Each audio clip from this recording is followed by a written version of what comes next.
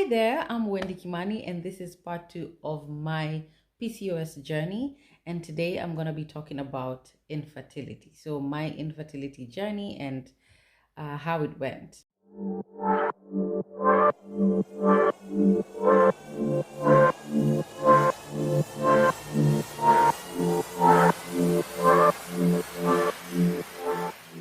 If you're new here, welcome. And if you haven't watched the first video, go back. I'm going to put it up here or in the description right here. And go check that out. I talk about my journey with PCOS and how it started, how I figured it out, and how I got tested and I was diagnosed. And I talk about all that stuff. And then today, I really want to focus on my infertility journey. I have been speaking to a lot of the sister crew. That's the community that I have on Instagram. So follow me on IG at Wendy Kims if you want to know more about my PCOS journey. I'm sharing my story every day about how I deal with PCOS. So let's move on to this topic, okay? I never really thought about having children, of course, because I found out I had PCOS when I was around 18, 20, yeah? So at that point, I wasn't thinking about having kids. So I really didn't care whether I really managed my PCOS or not. I just was living. I tried and then I didn't really try anymore. And then I tried a little bit more. Then what motivated me to really work hard was, I guess, the weight gain. Or no. Actually, it was mostly the lack of periods because I just felt something is wrong. And then I started gaining weight. So I guess those two things. But then when I met my then boyfriend, now husband, when we got engaged, then I really started thinking, that little statement that my gynecologist had mentioned to me, say it's gonna be very difficult for you to have kids. It started ringing louder in my mind, and I was worried. I was really worried, especially when people were like, making comments like, oh my God, your kids are going to be so cute. Or when are you having kids? How many do you want? Just all those things, like it's so stressful when you already know that it's going to be difficult for you to have kids. So when people ask you questions like that, personal questions, I know people don't mean it mean, but I think people should just step back a little bit because you never know what someone could be dealing with. You know what I mean? So those questions used to give me a lot of pressure. Fast forward to getting married, and then it really is a question in my mind: what am I gonna do if it doesn't work? So, and we could see that it was not working because we were like, yeah, let's, let it happen when it happens. It wasn't really like a planning to have kids, but it was like, let it happen when it happens. But nothing was happening. And also, I had not had my period for 9 months before that. 9 good months. Yeah. So, after trying for about, I think, 6 months, we went to the doctor.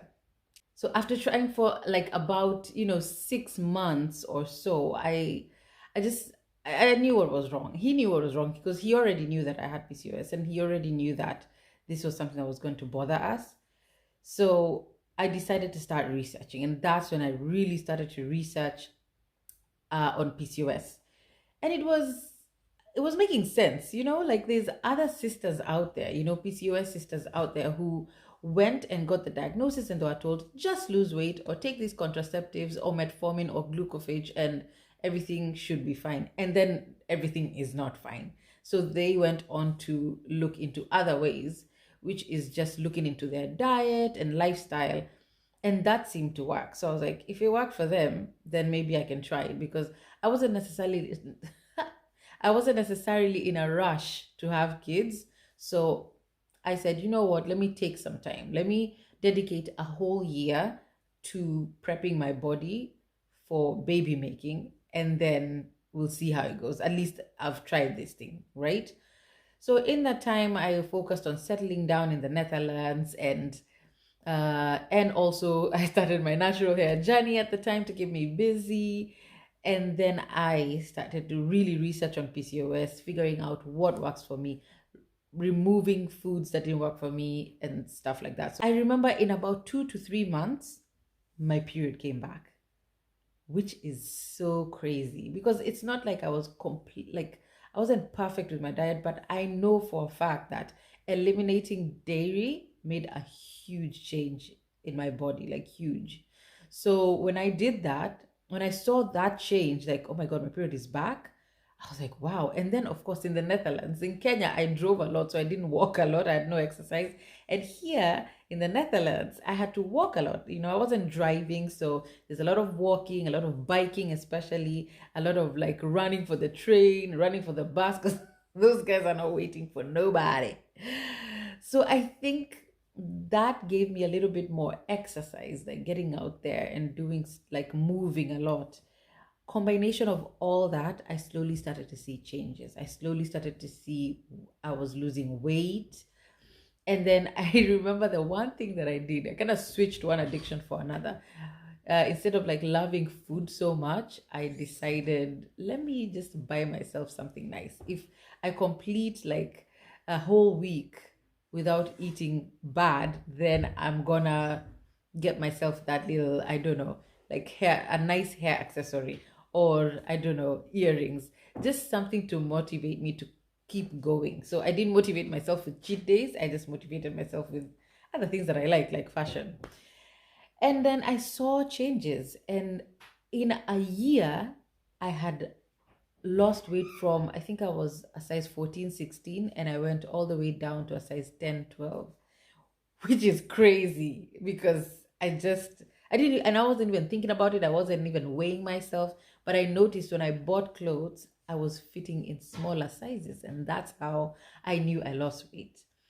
And my period had been regular from that first time that they came back all the way to a year after I started the journey to a journey of changing my lifestyle and diet. So I was like, I think things are good. Like I felt better. I felt energetic. I wasn't as tired. I didn't have that fatigue. And then we were like, you know what? We think it's a good time to start trying to conceive. It probably happened immediately. And I remember thinking, I wanted to already start like testing because I was excited, also nervous. But then I tested and it was negative, and I was just like, And then I remember I spoke to my cousin and she was like, I think you should test again. So I tested again. And it was positive after like, I don't know, maybe 2 weeks. And I just couldn't believe it. Couldn't believe it. So I really believe that changing your lifestyle and changing your diet is gonna make a huge difference, not only just to help you conceive, but just overall in your body. Like dealing with the symptoms is how you beat PCOS. Managing your symptoms is how you beat PCOS, because we just don't only want to conceive, we also want to feel better. We want to make sure that all our hormones are balanced, and that's the most important thing. We were also trying for a second baby. So after a couple of years, we decided we wanted to try for a second baby.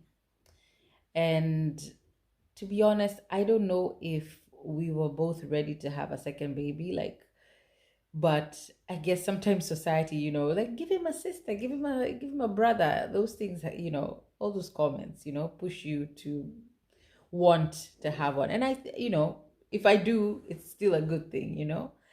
So during this pandemic, it's been so hard because no more walking. The only walking we did is up from the bedroom downstairs to working, and that's it. And so there was not a lot of movement for me.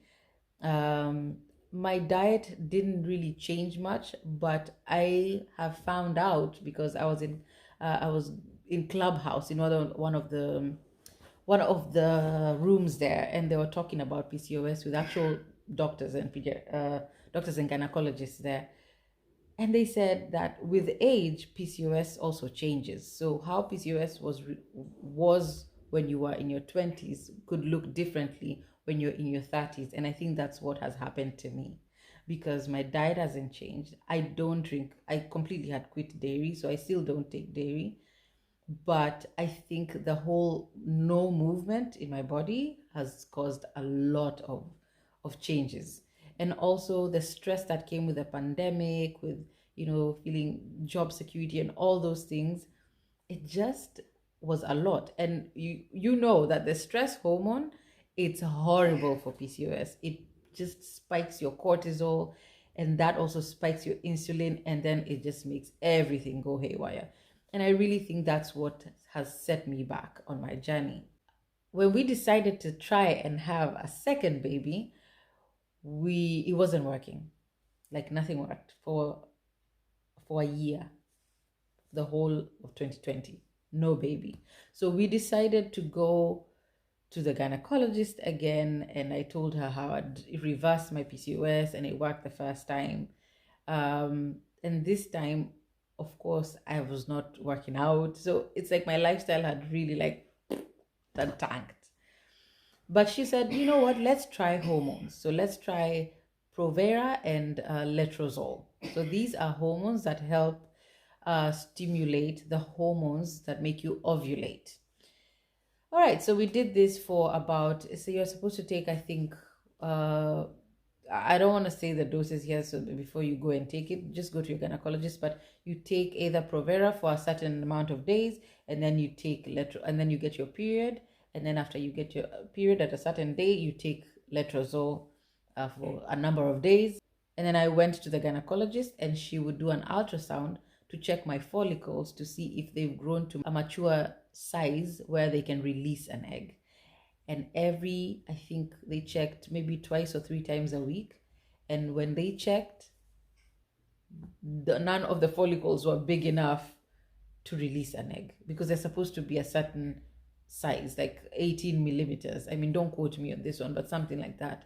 And they were just not there. They were like 10, 9, even smaller. And of course, with PCOS, some PCOS, you see simple cysts in the ovary. She could see that, and she's like, this is very typical of someone with PCOS. So we did that, I think, for 2 months.